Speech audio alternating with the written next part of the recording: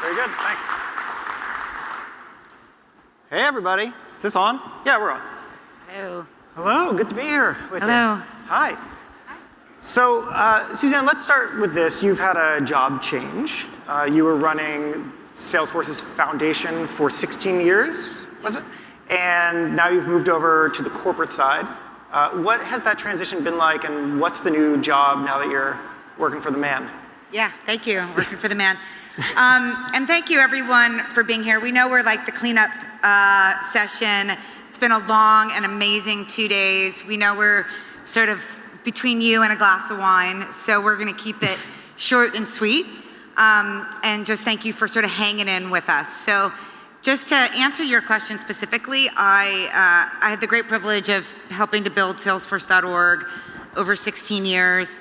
We were the foundation, and then we sort of changed brands about 3 years ago, the .org model, because we started to get really serious around our product, donation and discount program.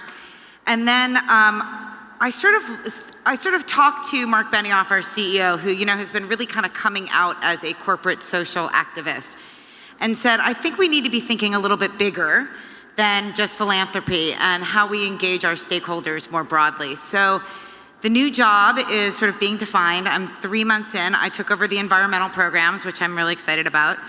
I took over Pledge 1%, which we'll talk about a little bit.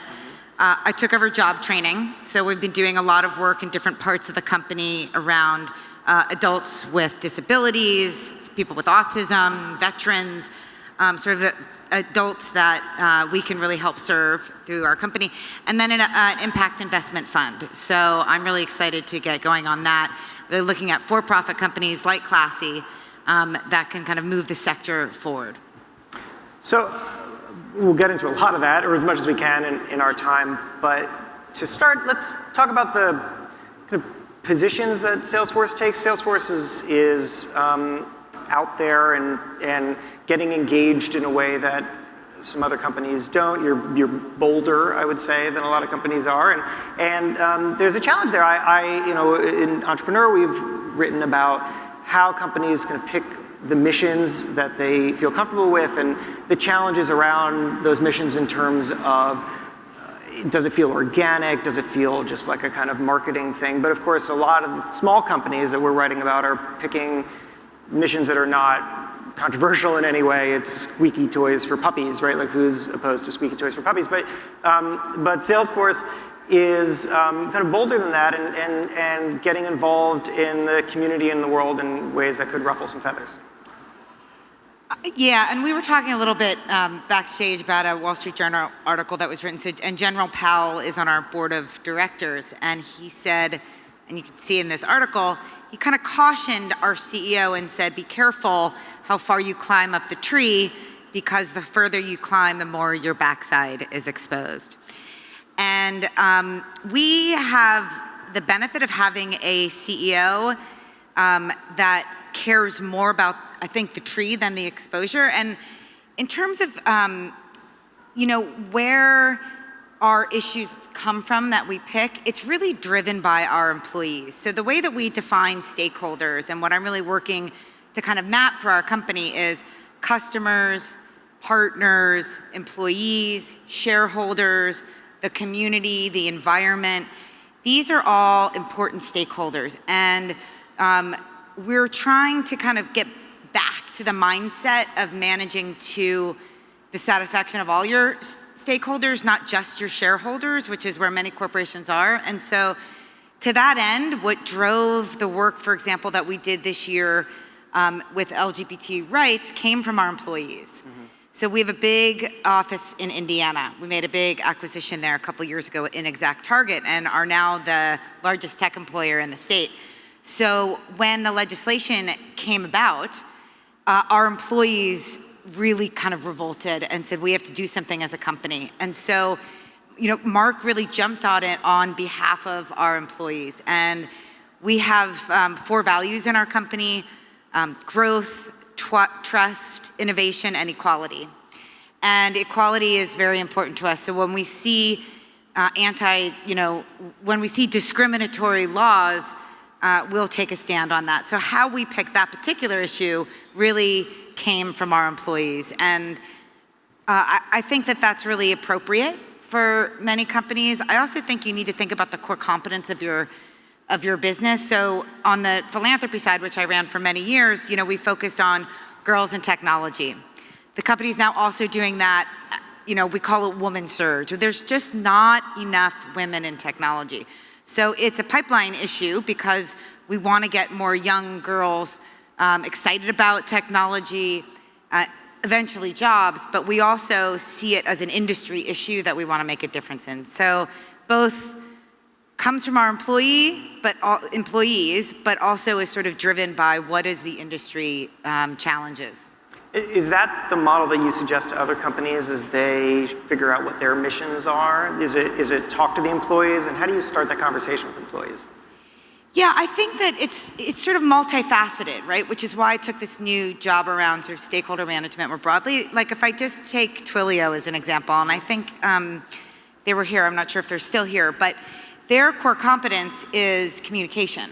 So what they've been doing around 1 billion messages for good is exactly, I think, the right strategy for them. I love what they do. I love their use case because it works really well in developing countries where Salesforce is that sort of a heavier app. Mm-hmm. So really they took their core competence and said, how can we sort of apply this to a social problem?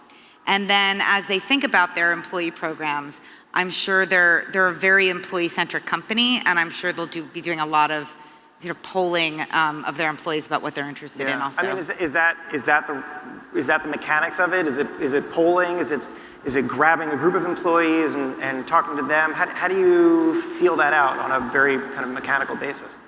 I think it's a combination thereof. So we do it on our technology called Chatter, right? We do a Chatter poll, and we'll ask people, what they care about. We just relaunched our employee giving programs, and somebody else, actually one of our employees, put up a poll about what they thought about the changes and some sort of new strategies that we may want to take, and we're really thinking closely about sort of executing the employee ideas. So I think polling is important. Get Feedback is a great company. It's a super simple survey tool that you can use. Also, we have, and I know many companies have employee resource groups, ERGs. I was talking to someone at Dell about that this morning. So sometimes these groups of employees will sort of self-organize, and diversity has come up as sort of a big issue in our ERGs. So I think you'll find it happening tactically through both a combination of sort of tops-down polling, asking questions, but also grassroots kind of bubbling up. Yeah. And you are talking to, as part of your role, you're talking to a lot of other companies and trying to answer their questions and engage them in how to become more socially conscious, more socially focused. Do they all come to you, or are you reaching out and trying to engage them? How do those relationships start? It goes both ways. I learned a lot when I was starting from companies like Cisco, who had a great and still has a great reputation in philanthropy. They were amazing on the product stuff. I learned a lot from Levi's, who I always thought was sort of very edgy, and they took issues on that other companies wouldn't take on. They had great employee programs.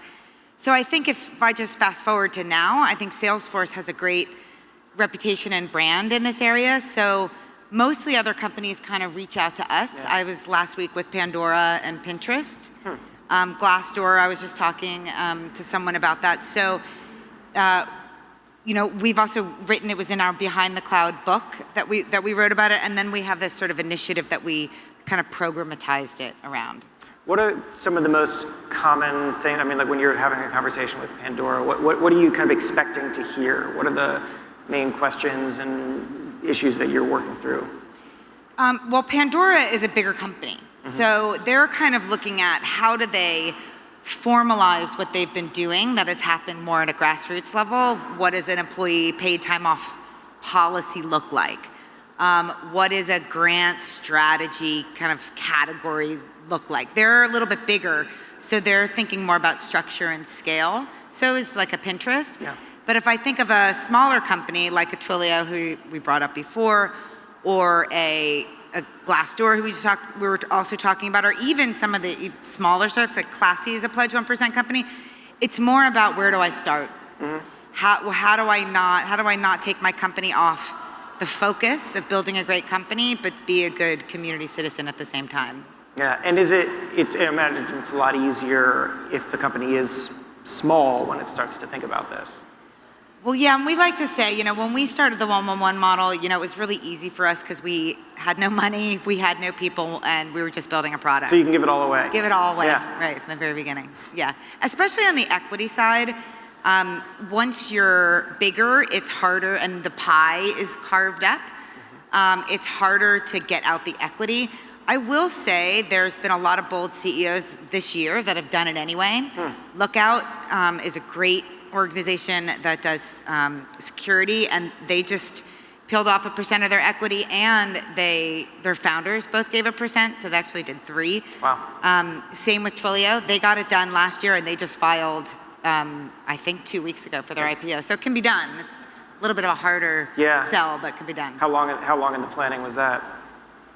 Not that long, maybe 6 months to a year, because you can stage it over 3 years if you're looking at the employee pool. So because your venture backers are really looking at dilution, so there's ways to do it in a creative way over time that really help with the dilution part of it.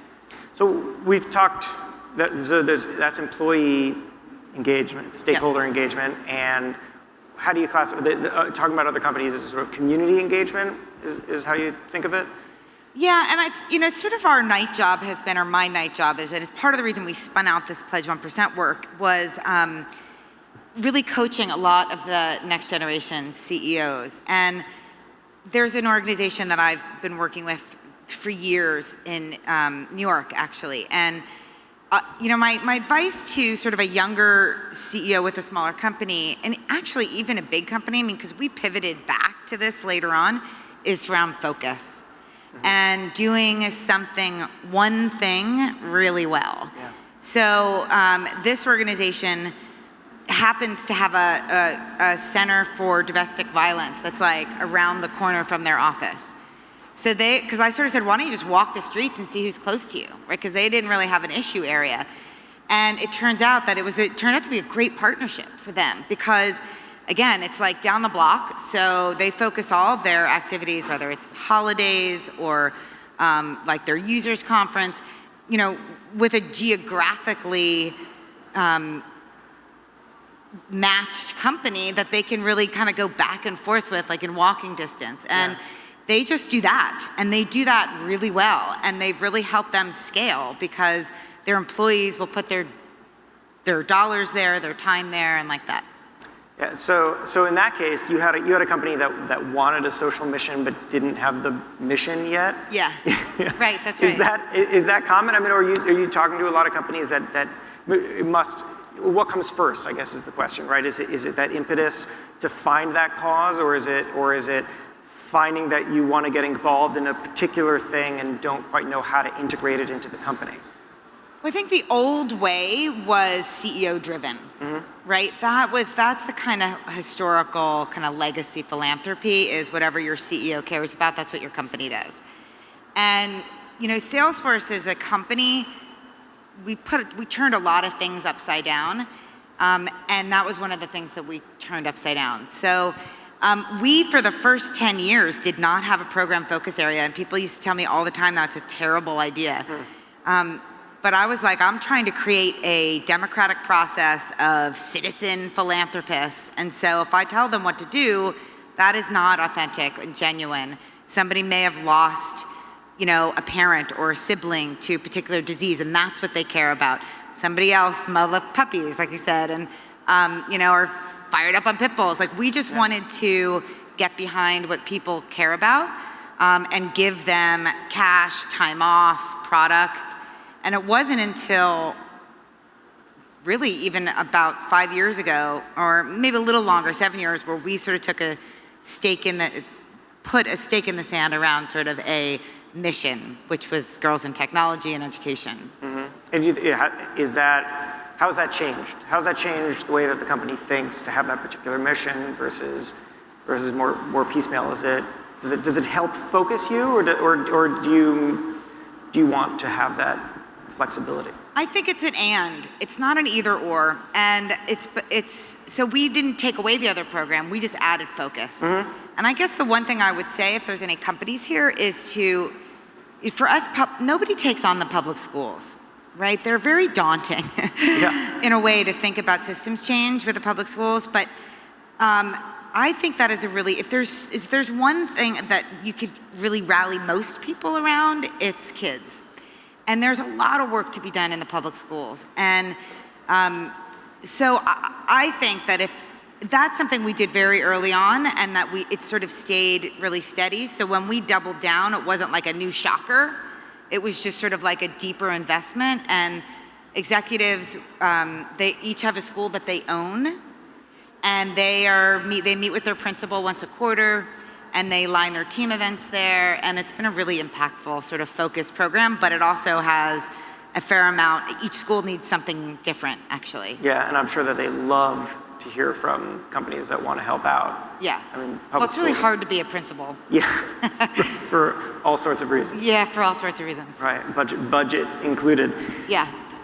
So what other stakeholders are we not covering here? I think the environment is a really important one. It's one that I'm just really learning about.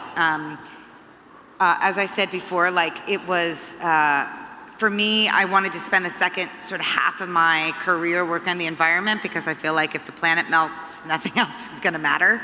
So I think that corporations have a really important role to play here, whether it's taking a stand or not on carbon pricing issues, on renewable energy. I mean, we all operate buildings. Not many of us own them, but as tenants, we can have a sort of say, and we can build out internally to different standards. So like 96% of our build out space moving forward is going to be all platinum, LEED platinum, which is great.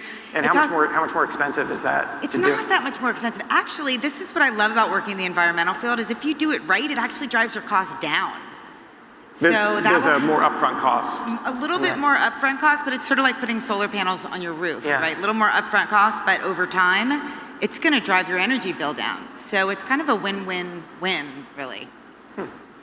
And then, just to preempt you, because I know we don't have much time, is I wanted to do a shout out. I don't know if he's still here, but we've been really focused on this Pledge 1% initiative and getting like the next generation of companies engaged and involved. We have something like, I think 850 companies that have taken the pledge in the last year. Wow. And the Boston Foundation is going to partner with us, and we're really looking at this as like a franchise model about how do we do this in every city. This is not a Salesforce effort.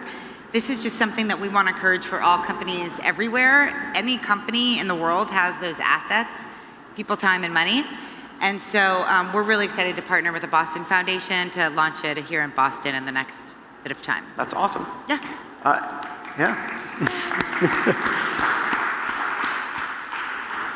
I mean, the Pledge 1% is that's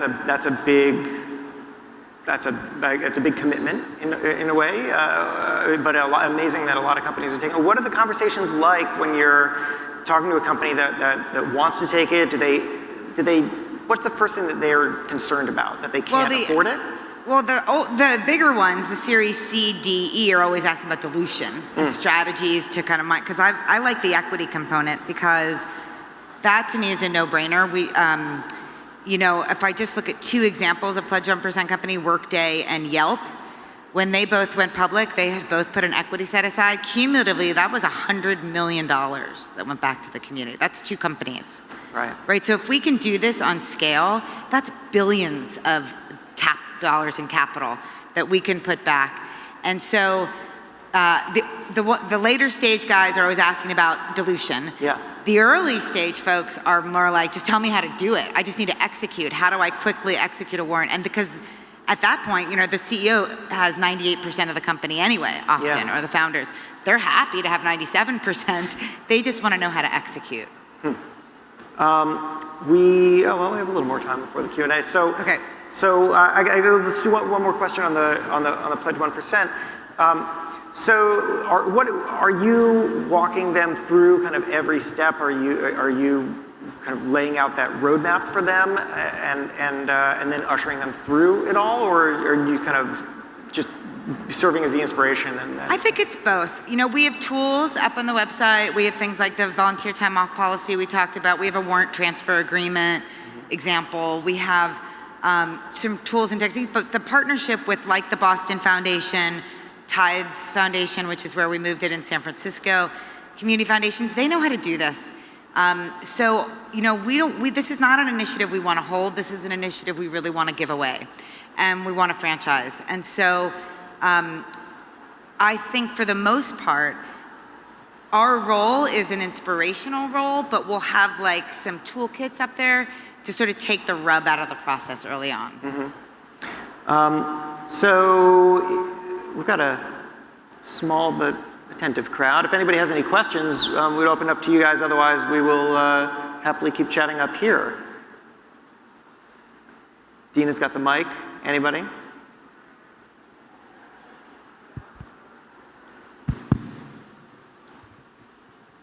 Yeah, just a quick question. I work at a smaller technology-focused consulting firm, and a lot of times the management, we talk a big game about sustainability and social innovation, but when it comes down to it, profit drives most decisions. And so I'm just wondering how, as you've gone through this, you overcome that challenge, like changing the focus, like when you, and then going forward, what do you see some of the biggest challenges being? Yeah, I think you've got to stay focused on building a great, profitable company. I mean, that's the most important thing for any startup. But I'll tell you right now that it's going to bring your better talent. So we find it, and it's going to help with customer relationship. Also, this is not a greenwashing effort, and like especially our employees will really call us to the mat if they smell anything like that. But what we've really learned is that we get better talent in two really key areas. One is in developers, who can kind of work anywhere, right? They like to come work for Salesforce or Google because we're good in this area and we give time off to do it. So developer talent for sure, and also executive talent. Those are the two areas where we find almost 100% of them, when you ask them, why did you choose Salesforce over another company? They'll say, because we are aligned to your values.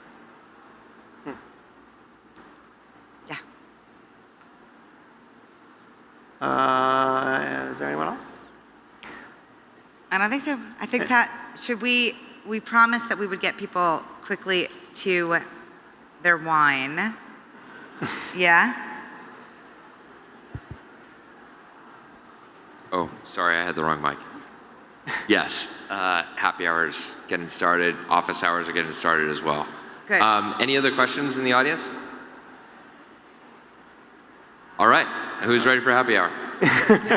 Well, thanks, everyone. Enjoy happy hour. Hands together.